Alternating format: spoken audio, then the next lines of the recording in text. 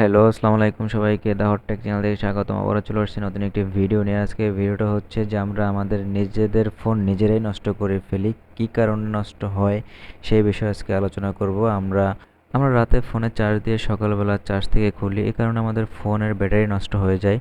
এই নষ্ট হওয়া থেকে আমাদের বাঁচার উপায় কী সে বিষয়ে আজকে আলোচনা করব। তো ভিডিওটা ফুল দেখুন আপনারা, তাহলে আপনারা ফুল ধারণা পাবেন কী রকমের কী করতে হবে।